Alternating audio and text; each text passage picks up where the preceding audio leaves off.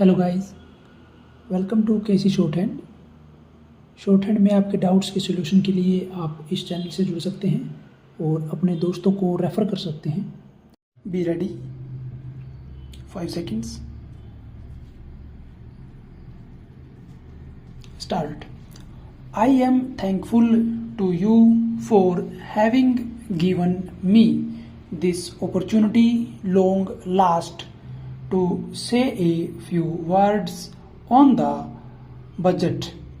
Already much has been said, and I think the finance minister has come in for his share of congratulations as well as criticisms. So there is not very much to say, but I should like to say a few words. The increased development expenditure and the absence of any new taxation has earned for the budget a good response even from the businessmen. I especially welcome the relief given to the middle classes by raising the exemption limit of income tax in respect of personal income. No doubt this is some relief to the middle classes, but I would request the finance minister if he could to raise this exemption limit from rupees 4,000 to rupees 6,000, as that would give substantial relief to the middle classes. I am indeed glad that the Taxation Inquiry Commission has been appointed with Dr. John Mathai as the chairman, and I am sure that many of the vexed problems may be solved through this commission.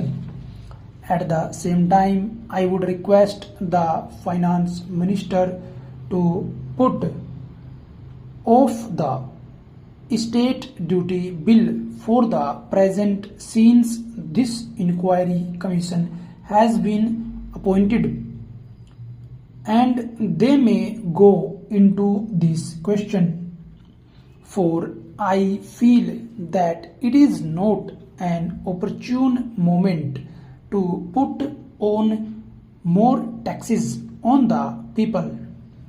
Already, as Mr. Gadgil has pointed out, there are so many taxes on the people. The people are overburdened by taxes, and they are just trying to recover their stability. So in regard to state duty, I would ask him to consider about it. My reason for asking it to be postponed is, as I have said, that the people are still facing economic distress, and then our government is not be able to offer the amenities which other countries have, where the state duty exists, such as free compulsory education for children, free medical aid, homes for the poor and the destitute, old age pension, etc.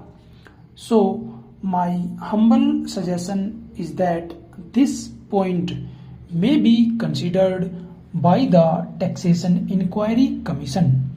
I agree that there is a brighter side of the picture, and that instead of continually harping on our poverty, we should also see the bright side.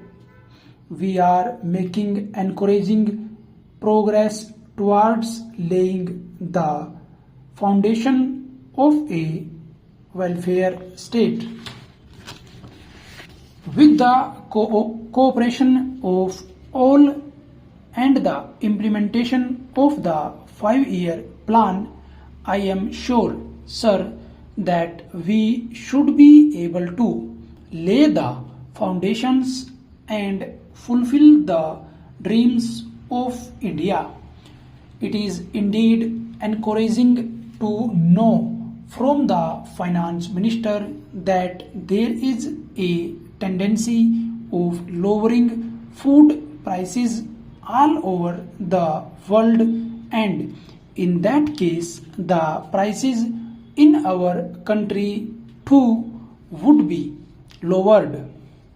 Regarding defense, for obvious security reasons, I do not agree with my friends who say that the expenditure should be curtailed.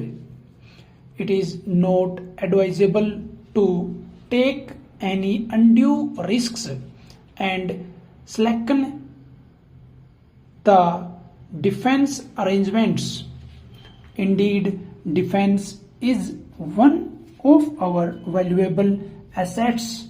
Although strange to say, there seems to be adverse opinion in some quarters.